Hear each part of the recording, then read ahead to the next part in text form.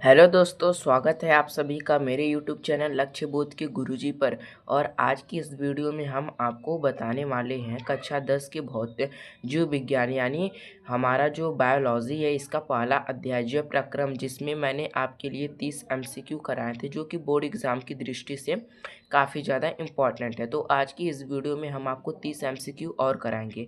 साथ ही साथ हम आपको दूसरे अध्याय के कुछ एमसीक्यू के बारे में भी बताएंगे जो कि बोर्ड एग्ज़ाम के लिए बहुत ही ज़्यादा इम्पॉर्टेंट होंगी। यानी आज की इस सेशन में हम आपको पार्ट 1 एंड पार्ट 2 जैसे हमने कराया है चैप्टर 1 चैप्टर 2 दोनों एक ही सेशन में कराएंगे।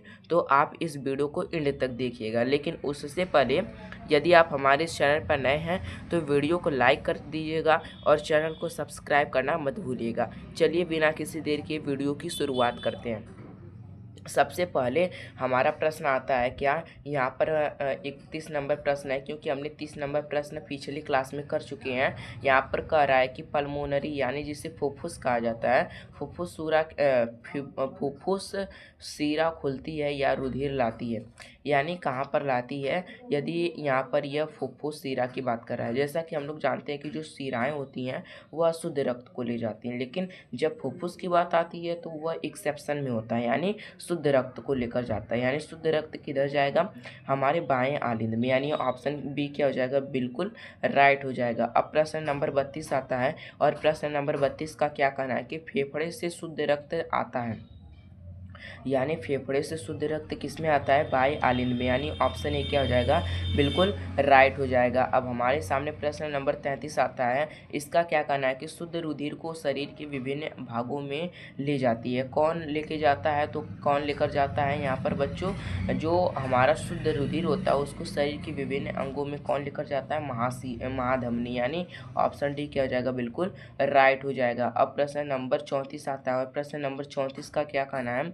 कि वह कौन सी शिरा है जिसमें शुद्ध रुधिर प्रवाहित होता है। यानी मैंने आपको कहा ना कि शिराओं में अशुद्ध रुधिर बहता है, लेकिन एक ऐसी भी शिरा है जिसे फुफ्फुस शिरा या पल्मोनरी शिरा के नाम से जाना जाता है। दोनों एक ही नाम है। उसमें क्या होता है कि शुद्ध रुधिर बहता है, यानी यह बिल्कुल उल्टा होता है, यानी क्या हो जाएगा हमारे पास पल्मोनरी, ऑप्शन ए क्या हो जाएगा, बिल्कुल राइट हो जाएगा। प्रश्न नंबर 35 का क्या कहना है कि एक स्वस्थ व्यक्ति के सामान्य रक्तदाब होता है। एक स्वस्थ व्यक्ति का सामान्य रक्तदाब कितना होता है, तो कितना होता है 120 से लेकर 80, यानी क्या हो जाएगा, ऑप्शन बी क्या हो जाएगा, बिल्कुल राइट हो जाएगा। प्रश्न नंबर 36 आता है। प्रश्न नंबर 36 का क्या कहना है कि रक्त का लाल रंग किस पदार्थ की उपस्थिति के कारण होता है, यानी जो रुधिर का लाल रंग होता है वो किसकी उपस्थिति के कारण होता है, तो किसकी उपस्थिति के कारण, हीमोग्लोबिन, यानी ऑप्शन ए क्या हो जाएगा, बिल्कुल राइट हो जाएगा। प्रश्न नंबर 37 का क्या कहना है कि लसिका में नहीं पाई जाती है। ऐसी कौन सी चीज़ है जो कि लसिका में क्या नहीं पाई जाती है, तो क्या नहीं पाया जाता है, लाल रुधिर कणिका, यानी क्या हो जाएगा, लाल रुधिर कणिका, ऑप्शन क्या हो जाएगा, बिल्कुल राइट हो जाएगा। प्रश्न नंबर 38 का क्या कहना है कि पौधों में पत्ती तक जल एवं खनिज लवण किसके द्वारा स्थानांतरित होती है, यानी क्या कह रहा है कि पौधों में जल का परिवहन होता है किसके द्वारा, जाइलम, यानी ऑप्शन बी क्या हो जाएगा, बिल्कुल राइट। मैं आपको एक ट्रिक बता रहा हूँ कि जब भी जल या खनिज की बात करेगा, आप याद रखिएगा कि खनिज को हम फ्लोएम में नहीं मारेंगे, जब भी मारेंगे खनिज और जल को किस में मारेंगे, जाइलम में मारेंगे। जबकि यदि भोज्य पदार्थ की बात करता है तो हम वहाँ पर किसका प्रयोग करेंगे, फ्लोएम शब्द का प्रयोग करेंगे, लेकिन जब भी जल और खनिज शब्द का प्रयोग करेगा तो हम जाइलम का प्रयोग करेंगे।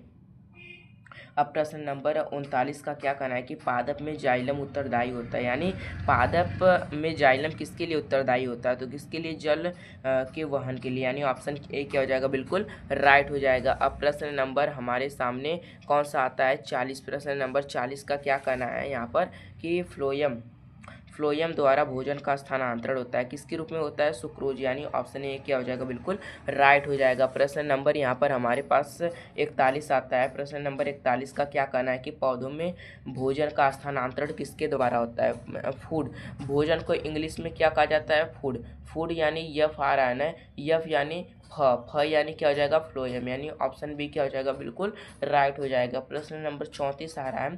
प्रश्न नंबर 34 का क्या कहना है, डिक्सन एवं जॉली किससे संबंधित है, किससे संबंधित है, रसारोहण, यानी ऑप्शन ए क्या हो जाएगा, बिल्कुल राइट हो जाएगा। अब प्रश्न नंबर 43 का क्या कहना है कि निम्नलिखित में से कौन सा त्वचा का कार्य नहीं है, यानी त्वचा ऐसे कौन कौन से चारों ऑप्शन दिए हैं जिनमें त्वचा ऐसी कौन से कार्य जो नहीं करता है। यहाँ पर संवेदना तो होती है, उसमें सुरक्षा भी करता है, हमारे शरीर की उत्सर्जन भी करता है। उत्सर्जन किसके माध्यम से करता है? पसीना के माध्यम से। लेकिन जो लैंगिक लक्षण है ये नहीं करता है, यानी ऑप्शन ए सी क्या हो जाएगा? बिल्कुल राइट हो जाएगा। प्रश्न नंबर 44 का क्या कहना है कि मनुष्य में दुग्ध ग्रंथियां रूपांतरित होती है किससे? तेल ग्रंथि से, यानी क्या हो जाएगा? ऑप्शन बी क्या हो जाएगा? बिल्कुल राइट हो जाएगा। प्रश्न नंबर 45 का क्या कहना है कि अमोनिया का यूरिया में परिवर्तन होना किसके अंदर परिवर्तित होता है? यानी यकृत, जिसे हम लोग क्या करते हैं, जिसे हम लोग क्या कहते हैं? यकृत, यानी लीवर कहते हैं। ये उसका कार्य है। क्या कार्य है? कि अमोनिया को यूरिया में बदलने का कार्य करता है।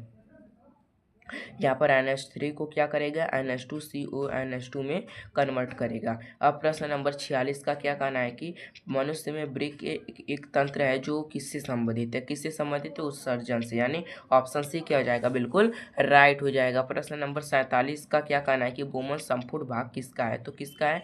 वृक्क नलिका का। वृक्क नलिका किसका भाग है? वृक्काणु, जिसे नेफ्रॉन के नाम से जाना जाता है, जो कि किसकी इकाई है? वृक्क की इकाई है।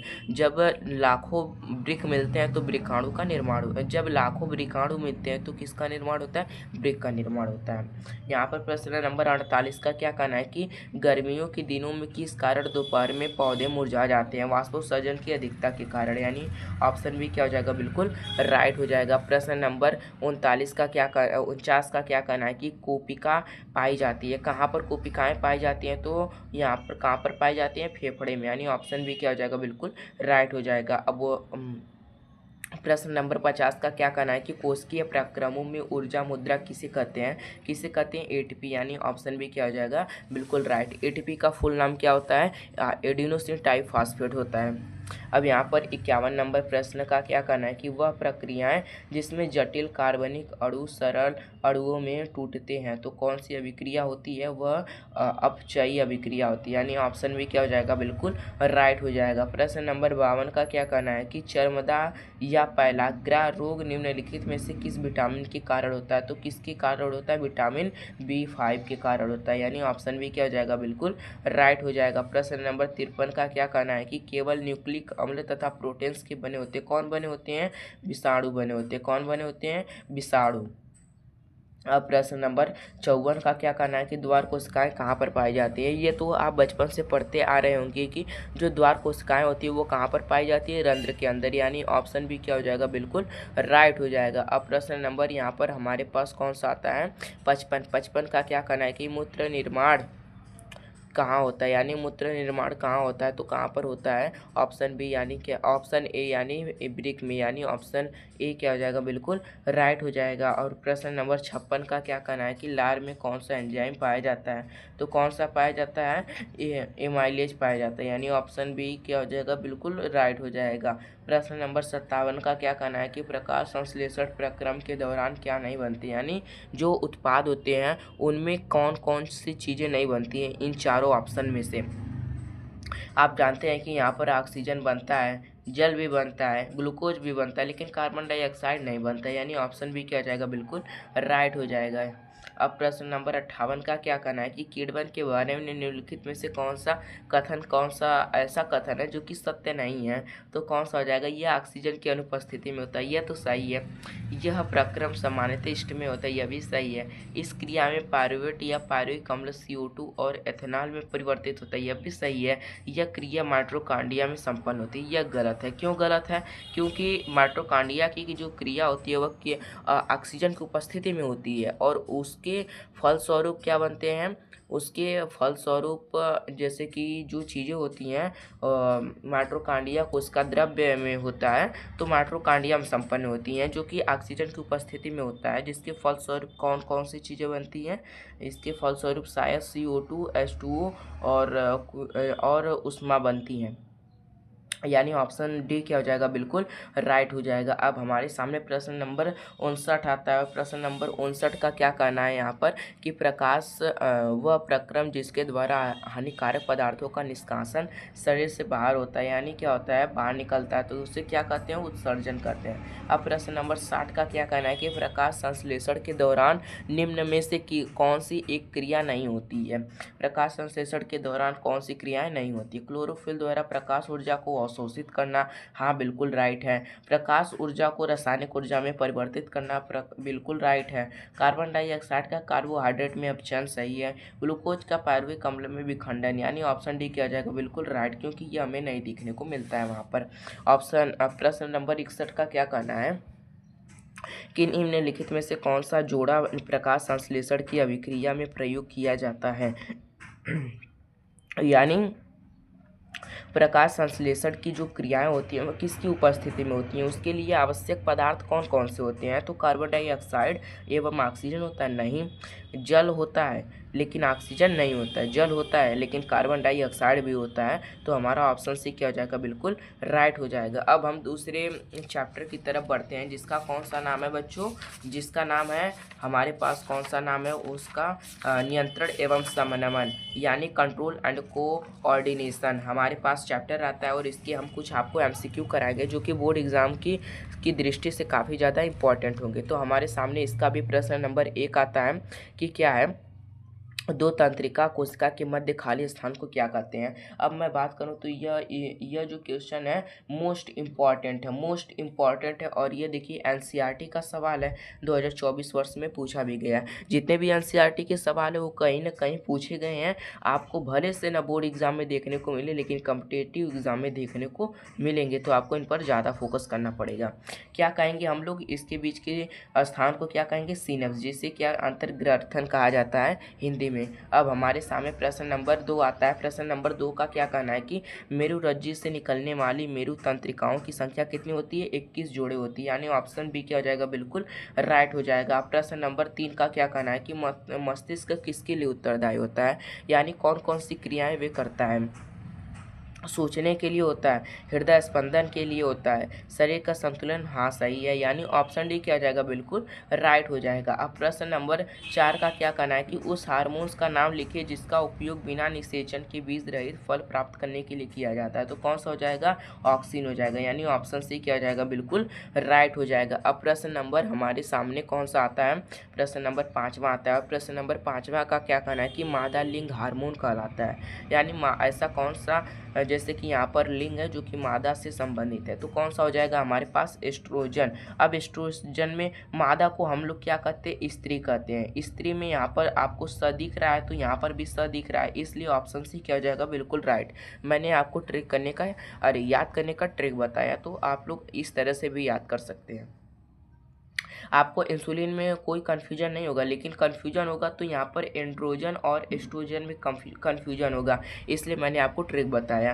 प्रश्न नंबर 6 का क्या कहना है कि थायरॉक्सिन हार्मोन की कमी से क्या होता है, यानी थायरॉक्सिन हार्मोन की कमी से क्या होता है, तो घेंगा रोग होता है, जिसे हम लोग जैसे कि गलकंठ रोग भी कहते हैं, जो हमारा गला होता है ये बहुत ही ज़्यादा भारी मात्रा में क्या होता है, सूजन आ जाता है, इसमें फूल जाता है, तो क्या कहते हैं, थायरॉक्सिन हार्मोन की कमी से क्या होता है, घेंगा रोग होता है। अब प्रश्न नंबर 7वें का क्या कहना है कि हमारे पास यहाँ पर प्रश्न नंबर 7वें का इंसुलिन नामक हार्मोन कहाँ से स्रावित होता है, तो कहाँ से होता है, अग्नाशय से होता है, यानी ऑप्शन डी क्या हो जाएगा, बिल्कुल राइट हो जाएगा। प्रश्न नंबर 8वें का क्या कहना है कि निम्नलिखित में से कौन सी प्रक्रिया केवल जंतुओं में पाई जाती है, यानी ऐसी कौन सी प्रक्रियाएं होती हैं जो कि केवल जंतुओं में पाई जाती हैं और पौधों में भी नहीं पाई जाती है। तो हार्मोनीय नियंत्रण, ये तो दोनों में पाए जाते हैं, श्वसन भी दोनों में होता है, वृद्धि भी होती है, तंत्रिकीय नियंत्रण नहीं पाया जाता। अब तंत्रिकीय नियंत्रण क्यों नहीं पाया जाता है, पौधों में तो मस्तिष्क होते नहीं हैं कि उसमें नसें पाई जाएंगी, उनमें तंत्रिका कोशिका पाई जाएगा, लेकिन जंतुओं में होता है।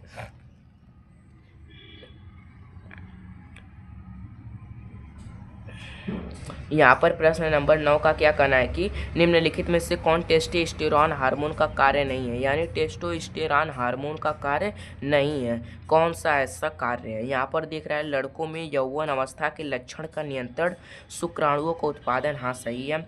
हड्डियों और पेशियों का विकास, शरीर वृद्धि के लिए उपापचय का नियम, यानी हड्डियों और विकास, पेशियों का विकास इससे संबंधित नहीं है। अब प्रश्न नंबर 10 का क्या कहना है कि प्रोटीन के बने होते कौन से चीज़ होते हैं जो कि प्रोटीन के बने होते हैं। यहाँ पर देखिए प, यानी यहाँ पर भी प, यानी प्रायस क्या होते हैं, प्रोटीन के बने होते हैं, यानी ऑप्शन डी क्या हो जाएगा, ऑप्शन सी क्या हो जाएगा, बिल्कुल राइट हो जाएगा। प्रश्न नंबर 11 का क्या कहना है कि मस्तिष्क का मुख्य सोचने वाला भाग कौन सा होता है, तो कौन सा होता है, अग्र मस्तिष्क, यानी ऑप्शन ए क्या हो जाएगा, बिल्कुल राइट हो जाएगा। प्रश्न नंबर 12 का क्या कहना है कि निम्नलिखित में से कौन एक पादप हार्मोन है, यानी ऐसा कौन सा हार्मोन है जो कि पादप हार्मोन है। ऑक्सिन तो एक पादप हार्मोन है।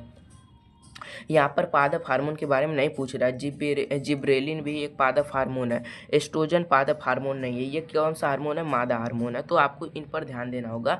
दोस्तों आज की सेशन को यहाँ पर एंड करते हैं, यानी हमने बायो के 2 चैप्टर को निपटा लिए, केमिस्ट्री के 2 चैप्टर को निपटा लिए जो कि बोर्ड एग्जाम की दृष्टि से काफ़ी ज़्यादा महत्वपूर्ण थे। अब हम लोग बढ़ेंगे फिजिक्स की ओर। तो टाटा बाय बाय, मिलते हैं किसी अगली वीडियो में नए टॉपिक के साथ।